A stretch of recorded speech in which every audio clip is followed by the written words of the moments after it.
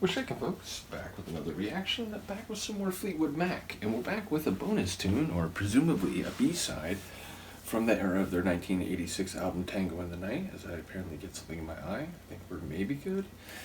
But yeah, big shout out to Chris, who sent this one over, made sure that we didn't move on to the next phase of the Fleetwood Mac journey without listening to it, so it's Joan of Arc.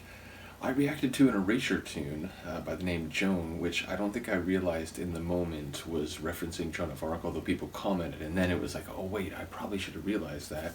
Then I reacted to not one but two OMD tunes that were more formally related or, titled in relation to Joan of Arc.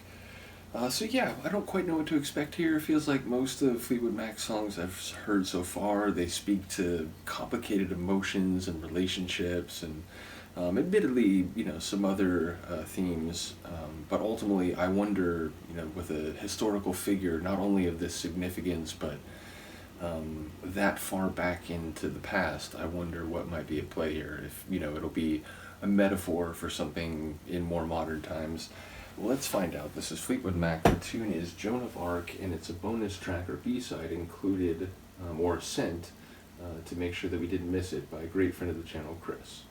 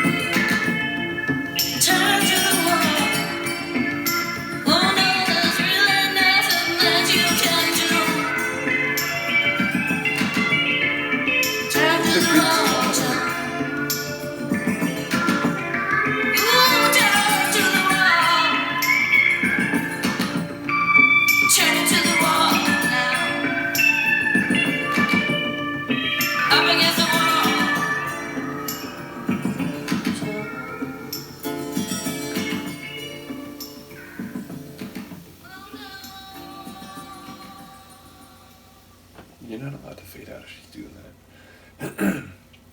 I'm glad that didn't go on too much longer. I was like getting really emotional by the end just because of the impact of the tune. I'm still not quite sure what it's about, and I heard like different elements while my eye is like dying over here.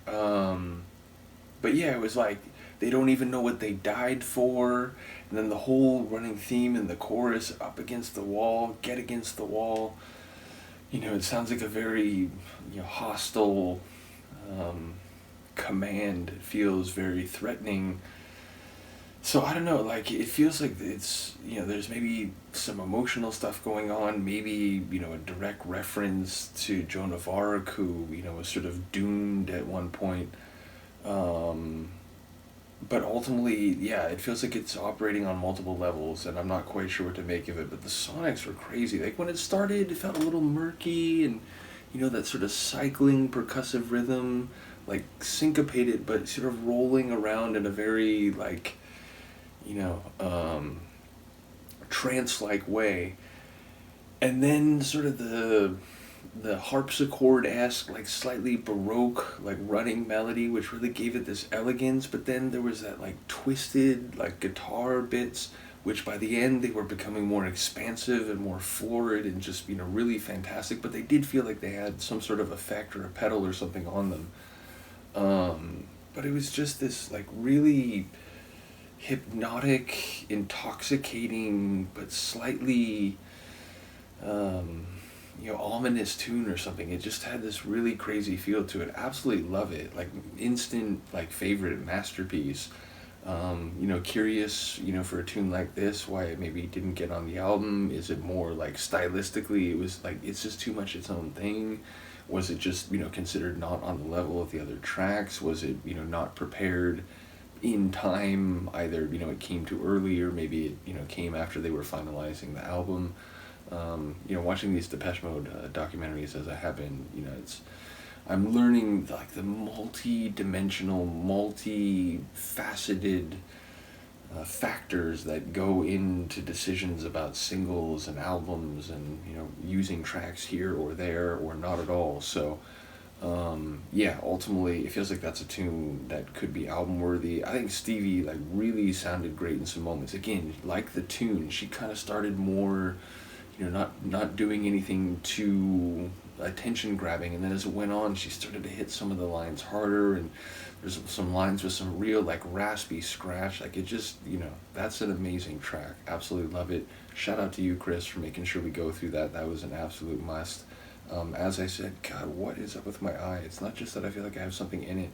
It's like, I think twitching now, because it's like, like whatever it is, get out. So while I try to recover my physiological stability, I will mention I have the greatest hits compilation that I borrowed from my parents. So it has at least a couple tunes I know that we've already heard, like Dreams. I know it has for sure. But whatever is on there that we haven't already listened to, we'll definitely go through. And then again, we'll see what we can do after that. Do let me know what you think of this. Once again, shout out to Chris. I will see you next time. Peace.